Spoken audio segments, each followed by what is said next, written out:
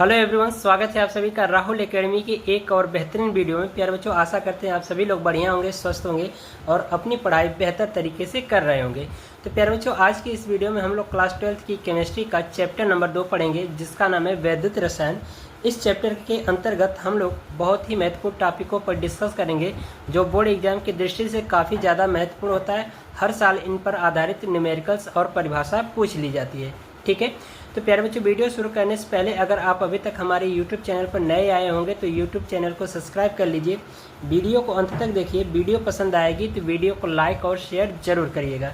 तो चलिए बिना किसी देरी के आज की वीडियो को शुरू करते हैं। तो यहाँ पर मैंने हेडिंग डाल रखा है विशिष्ट प्रतिरोध। ठीक है, तो यहाँ पर मैंने एक चित्र भी बना रखा है। तो यहाँ पर समझ लीजिए कि ये हमारा कोई एक चालक तार है जिसकी लंबाई L है, और इसको हम मान रखे हैं कि इसकी लंबाई कितनी 1 सेंटीमीटर है, और इस चालक तार का जो अनुप्रस्थ काट का क्षेत्रफल A है उसको हमने मान लिया कि 1 सेंटीमीटर स्क्वायर हो। तो इस चालक तार का जो प्रतिरोध होगा वह प्रतिरोध हमारा क्या कहलाता है? विशिष्ट प्रतिरोध कहलाता है। ठीक है, चीज़ें समझ में आई? नहीं समझ में आया तो एक बार वीडियो को बैक करके ज़रूर देखिएगा। ठीक है, तो आइए परिभाषा को जानते हैं। परिभाषा में कहा जा रहा है कि किसी चालक का प्रतिरोध उसकी लंबाई के समानुपाती तथा अनुप्रस्थ काट का क्षेत्रफल के व्युत्क्रमानुपाती होता है। यानी कि इसमें कहा गया कि जो चालक तार की जो लंबाई है, इसका जो प्रतिरोध R है वह लंबाई के समानुपाती और अनुप्रस्थ काट के क्षेत्रफल के क्या होता है? व्युत्क्रमानुपाती होता है। ठीक है, यहाँ पर कहा जा रहा है कि विशिष्ट प्रतिरोध का जो मात्रक है ओम मीटर या ओम सेंटीमीटर होता है। ठीक है, तो आइए हम लोग इसका सूत्र लिखते हैं। तो यहाँ पर लिखेंगे परिभाषा के अनुसार, परिभाषा के अनुसार। ठीक है, हम लोग सूत्र बनाएंगे परिभाषा के अनुसार। तो परिभाषा में यही कहा जा रहा है कि जो चालक तार का जो प्रतिरोध R है उसकी लंबाई के समानुपाती है। तो यानी कि हम लिख सकते हैं R समानुपाती L। इसको मान लें समीकरण नंबर 1। और दूसरी कंडीशन में कहा जा रहा है कि जो अनुप्रस्थ काट का क्षेत्रफल है उसके क्या होता है? व्युत्क्रमानुपाती होता है।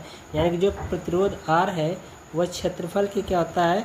व्युत्क्रमानुपाती होता है। इसको मान लें समीकरण नंबर 2। ठीक है, तो हम कह सकते हैं समीकरण 1 व 2 से, समीकरण 1 व समीकरण 2 से। ठीक है, तो ये हमारा हो जाएगा R समानुपाती L/A, ये हो जाएगा। अब यहाँ से समानुपाती के जब चिन्ह हटाएंगे तो एक कांस्टेंट जुड़ जाता है। वो क्या होगा? यहाँ पर देखो, तो ये हो जाएगा R बराबर रो L/A। ठीक है, तो ये हमारा एक फार्मूला हो जाएगा। ठीक है, प्रतिरोध का यहाँ पे लिख देंगे, जहाँ रो जो है ये चालक तार का क्या है? विशिष्ट प्रतिरोध है। विशिष्ट प्रतिरोध। ठीक है, तो हम यहाँ पर पढ़ रहे हैं विशिष्ट प्रतिरोध, तो हम इसका मान निकाल लें। तो A का इधर गुणा करा दें और L का भाग करा देंगे, तो ये हो जाएगा रो बराबर R/A/L। तो ये जो हमारा फार्मूला निकल के आ रहा है ये आ रहा है विशिष्ट प्रतिरोध का। ठीक है, अगर इसके मात्रक की बात करें तो प्रतिरोध का मात्रक ओम होता है, क्षेत्रफल का मात्रक मीटर स्क्वायर होता है, और L जो होता है मीटर होता है। तो यहाँ से 1 मीटर कट जाएगा तो ये हो जाएगा ओम मीटर। तो यानी कि इसका हमने यहाँ पर मात्रक बता रखा है कि इसका जो मात्रक होता है वो क्या होता है? ओम मीटर या ओम सेंटीमीटर होता है। ठीक है, चीज़ें आपको स्पष्ट हो गई होंगी। अब हम लोग अगली टॉपिक को देखेंगे, जिसका नाम है विद्युत चालकता। विद्युत चालकता क्या होती है इसको भी परिभाषा से स्पष्ट हो जाएगा। तो यहाँ पर देखिए लिखा गया है कि चालक के प्रतिरोध के व्युत्क्रम को विद्युत चालकता कहते हैं। यानी कि हमने कहा कि चालक का जो प्रतिरोध है उसके व्युत्क्रम को विद्युत की चालकता कहते हैं, और इसे हम लोग कैपिटल C से प्रेजेंट करते हैं। तो विद्युत की चालकता C बराबर कहा गया है कि चालक के प्रतिरोध का व्युत्क्रम यानी कि 1/R के बराबर होता है। तो ये हमारा क्या कहलाता है?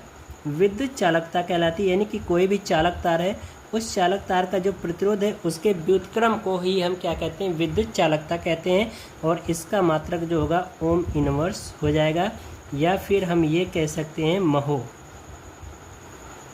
ठीक है, या इसी का इस तरह से उल्टा हम लोग चित्र बना देते हैं ये।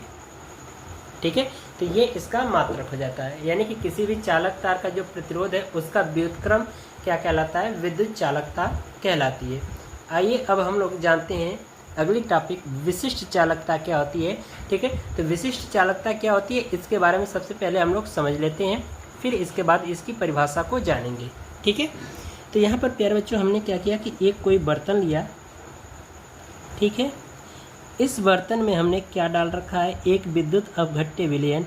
विद्युत अपघट्य विलयन का मतलब कि जिसमें हम क्या करेंगे, जब कोई भी विलेय पदार्थ घोलेंगे जो अपने धनायनों और ऋणायनों में टूट जाएगा तो वह हमारा क्या कहलाता है, विद्युत अपघट्य कहलाता है। तो यहाँ पर जो विलयन है विद्युत अपघट्य का, यानी कि इसका मतलब जैसे कि हम मान लेते हैं कि इसमें हमने NaCl को घोल रखा है, या आप KCl को भी घोल सकते हो। ठीक है, तो ये विद्युत अपघट्य का जो विलयन है, और इस विलयन में हम क्या कर रहे हैं कि 1 घन सेंटीमीटर आयतन का एक कोई घन रख दे रहे हैं। ठीक है, तो हम मान लेते हैं कि ये हमारा कोई एक घन है जिसकी सभी भुजाएं कितनी हैं, 1-1 सेंटीमीटर की हैं। ठीक है, बात समझ में आ रही, जिसकी सभी भुजाएं कितनी हैं, 1-1 सेंटीमीटर की हैं। ठीक है, ये भी भुजा 1 सेंटीमीटर की है और ये भी भुजा 1 सेंटीमीटर की है। तो इसका जो आयतन है वो मान लेते हैं V है। तो इस घन में, ठीक है, इस घन का जो आयतन है और 1 घन सेंटीमीटर आयतन में जितने विलयन उपस्थित होंगे, यानी कि इस घन में जितना विलयन उपस्थित होगा 1 घन सेंटीमीटर के आयतन के घन में, उस विलयन की जो चालकता होगी, ठीक है, उस विलयन की जो चालकता होगी वह हमारी क्या कहलाती है, विशिष्ट चालकता कहलाती है। फिर से एक बार चीज़ों को समझो। हमने क्या किया, कोई एक बर्तन लिया जिसमें हमने एक विद्युत अपघट्य विलयन डाल रखा है, और उस विलयन में हमने क्या किया कि 1 घन सेंटीमीटर आयतन का एक कोई घन रख दिया विलयन में। तो उस घन में विलयन की जितनी मात्रा उपस्थित होगी और उस विलयन की जो मात्रा की जो चालकता होगी वह हमारी चालकता क्या कहलाती है, विशिष्ट चालकता कहलाती है। यानी कि 1 घन सेंटीमीटर के आयतन में जितना विलयन उपस्थित होगा उस विलयन की जितनी चालकता होगी वह हमारी क्या कहलाती है, विशिष्ट चालकता कहलाती है। ठीक है, तो परिभाषा देखिए, यहाँ पर कहा जा रहा है कि किसी चालक के विशिष्ट प्रतिरोध के व्युत्क्रम को उस चालक की विशिष्ट चालकता कहते हैं। यानी कि इसमें कहा जा रहा है कि किसी चालक के विशिष्ट प्रतिरोध के व्युत्क्रम को उस चालक की विशिष्ट चालकता कहते हैं, और इसे ग्रीक अक्षर कप्पा से व्यक्त करते हैं। ठीक है, यानी कि के की तरह होता है कप्पा। ठीक है, कुछ इस तरह से अगर आगे से मोड़ दें तो ये इसको हम लोग पढ़ेंगे कप्पा। और इसमें कहा गया है कि ये जो विशिष्ट चालकता जो कप्पा होती है वह क्या होता है, किसी चालक के विशिष्ट प्रतिरोध के व्युत्क्रमानुपाती होता है, यानी व्युत्क्रम के बराबर होता है। तो यानी कि ये हम कह सकते हैं कप्पा बराबर 1/ρ। ठीक है, तो ये हमारा फार्मूला हो जाता है विशिष्ट चालकता का।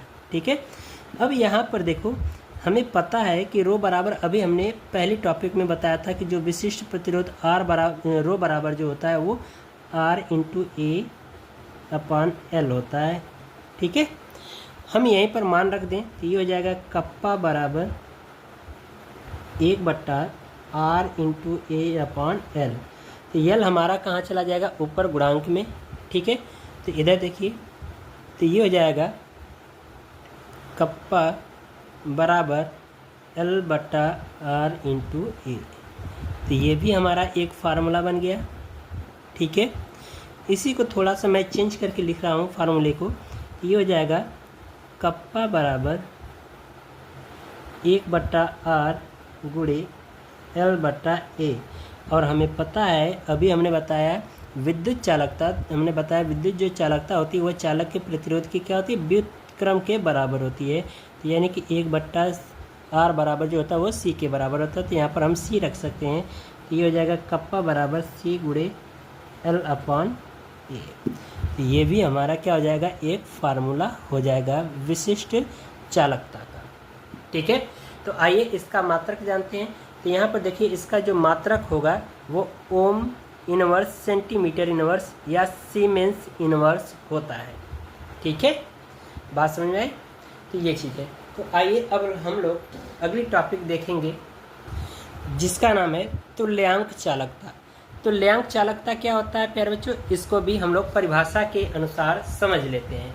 ठीक है, तो यहाँ पर देखिए कहा जा रहा है कि किसी विलयन के एक निश्चित आयतन में, ठीक है, कोई भी एक विलयन यानी कि एक विद्युत अपघट्य विलयन होना चाहिए, ठीक है। तो कह रहा है कि किसी भी विलयन के एक निश्चित अनुपात में उपस्थित एक विद्युत अपघट्य पदार्थ के 1 ग्राम तुल्यांक द्वारा उपलब्ध कराए गए आयनों की चालकता तुल्यांक चालकता कहलाती है, ठीक है। परिभाषा को समझिए कि परिभाषा में कहा जा रहा है कि कोई एक विलयन है और वह विलयन कैसा होना चाहिए, उसका अनुपात एक निश्चित अनुपात होना चाहिए। उस अनुपात में उपस्थित एक विद्युत अपघट्य पदार्थ के 1 ग्राम तुल्यांक द्वारा उपलब्ध कराए गए आयनों की जो चालकता होती है वो क्या कहलाती है, तुल्यांक चालकता कहलाती है। और इसे हम लोग लैम्डा EQ से या फिर इसे भी हम लोग लैम्डा EQ पढ़ते हैं। तो यानी कि लैम्डा EQ इस तरह से प्रेजेंट करिए या इस तरह से, दोनों बातें कही है। तो तुल्यांक चालकता को हम लैम्डा EQ से व्यक्त करते हैं। आइए इस चीज़ को हम लोग चित्र के माध्यम से एक बार क्लियर कर लेते हैं, ठीक है। तो प्यारे बच्चों, हम मान लेते हैं कि ये हमारा कोई एक बर्तन है, ठीक है। इस बर्तन में हमने डाल रखा है एक विद्युत अपघट्य विलयन, ठीक है। हमने क्या लिया है, इस बर्तन में एक विद्युत अपघट्य विलयन लिया है, ठीक है। और इसका जो आयतन है वो मान लेते हैं V है, एक निश्चित आयतन V है।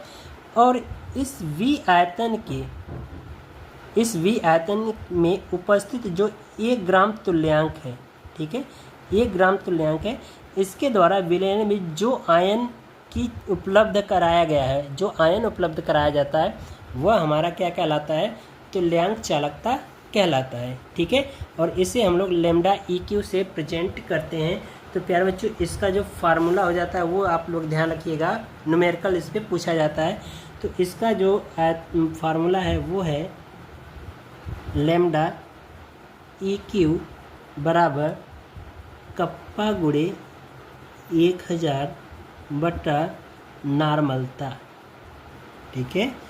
ये इसका फार्मूला होता है, इस पे न्यूमेरिकल आता है, ठीक है। और इसका जो मात्रक होता है वो होता है ओम इनवर्स सेंटीमीटर स्क्वायर और मोल इनवर्स होता है, ठीक है।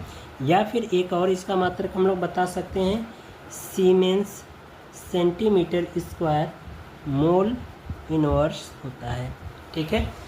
बात समझ में आ रही। अब हम लोग जानेंगे अगली टॉपिक जिसका नाम है मोलर चालकता। मोलर चालकता और तुल्यांक चालकता प्यारे बच्चों सब कुछ सेम है, बस हमने कहा कि जो यहाँ पर जो तुल्यांक है यानी कि इसमें कहा गया कि 1 ग्राम तुल्यांक द्वारा उपलब्ध कराए गए जो आयनों की संख्या वो हमारी क्या कहलाती है, तुल्यांक चालकता कहलाती है। और मोलर चालकता में यहाँ पर क्या होगा कि एक निश्चित आयतन का कोई एक विलयन है जिसमें कितना 1 मोल घोला गया है, ठीक है, यानी 1 मोल इस विलयन में घोला गया है। तो इस 1 मोल द्वारा इस विलयन में जितने आयनों की संख्या उपलब्ध कराई जाएगी, ठीक है, यानी कि इस 1 मोल द्वारा इस विलयन में जितने आयनों की मात्रा उपलब्ध कराई जाएगी वह हमारी क्या कहलाती है, मोलर चालकता कहलाती है, ठीक है। परिभाषा सब कुछ सेम है, बस यहाँ पर 1 ग्राम तुल्यांक है और इसमें मोलर चालकता में हम क्या कहेंगे, 1 मोल, ठीक है। तो यहाँ पर हमने कहा कि ये हमारा कोई एक विद्युत अपघट्य विलयन है जिसका आयतन V है और इस V आयतन में हम लोग क्या कर रहे हैं, 1 मोल घोल रहे हैं। तो इस 1 मोल द्वारा इस विलयन में जितने आयनों की संख्या उपलब्ध कराई जाएगी वह उसकी क्या कहलाती है, मोलर चालकता कहलाती है प्यारे बच्चों, ठीक है।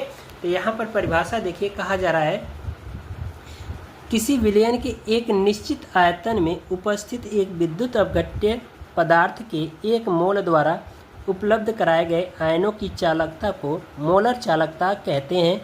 इसे लैम्डा M से व्यक्त करते हैं, ठीक है। एक बार फिर से चलिए समझ लेते हैं चित्र से। यहाँ पर मैंने कहा कि ये हमारा कोई एक बर्तन है, ठीक है। इस बर्तन में हमने क्या लिया है, एक विद्युत अपघट्य विलयन लिया है, ठीक है, एक विद्युत अपघट्य विलयन लिया है। इसमें जो विलेय पदार्थ मिलाया गया वो मान लेते हैं जैसे कि हमारा क्या है, NaCl है। तो जब ये इसमें घोला जाएगा तो सोडियम प्लस आयन बनाएगा और क्लोरीन क्या होगा, माइनस आयन बनाएगा, ठीक है। तो यही कहा जा रहा है कि इसमें जो ये NaCl की जो मात्रा है वो कितनी है, 1 मोल है, ठीक है। तो 1 मोल NaCl विलेय पदार्थ को जब इसमें घोला जाएगा तो इस 1 मोल द्वारा इस विलयन में जितने आयनों की मात्रा उपलब्ध कराई जाएगी उस विलयन की क्या कहलाती है, मोलर चालकता कहलाती है। यानी कि एक मोल द्वारा विलयन में उपलब्ध कराए गए जो आयनों की संख्या है या आयनों की जो मात्रा है विलयन में, वह हमारी क्या कहलाती है, मोलर चालकता कहलाती है। और मोलर चालकता को हम लोग लैम्डा m से व्यक्त करते हैं। ठीक है, तो ये चीज़ हो गया। तो यहाँ पर फार्मूला हमारा हो जाएगा, लिखेंगे मोलर चालकता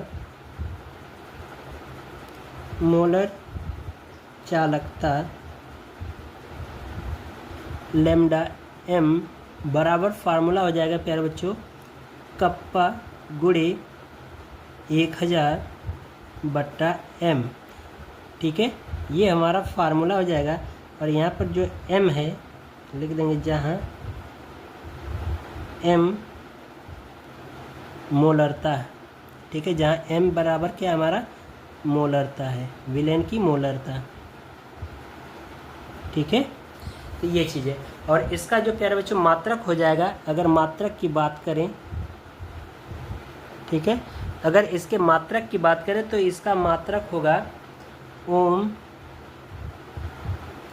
inverse centimetre square mole inverse. ठीक है, या फिर हम ये कह सकते हैं सीमेंस। ठीक है, सेंटीमीटर स्क्वायर मोल इनवर्स होता है। ठीक है, और प्यारे बच्चों यहाँ पर आप लोग ध्यान रखिएगा, इसमें हमने थोड़ा सा मिस्टेक किया, यहाँ पर मोल नहीं बल्कि क्या होगा, तुल्यांक होगा। ठीक है, तो ये हम लोग कह सकते हैं सब कुछ वही है, ओम इनवर्स सेंटीमीटर स्क्वायर, ये इसका जो मात्रक हो जाएगा तुल्यांक इनवर्स यानी कि EQ इनवर्स। और यहाँ पर हमारा क्या हो जाएगा, सेंटीमीटर स्क्वायर। ठीक है, तुल्यांक इनवर्स। ठीक है, ये मात्रक हो जाएगा। ठीक है, तो प्यारे बच्चों आशा करते हैं आप सभी को हर एक चीज़ समझ में आई होगी। अगर ये वीडियो आपको पसंद आया होगा तो वीडियो को लाइक करिए और चैनल को जरूर से जरूर सब्सक्राइब करिए। मिलते हैं इसी तरह से अगली मज़ेदार वीडियो में, तब तक के लिए गुड बाय, थैंक यू।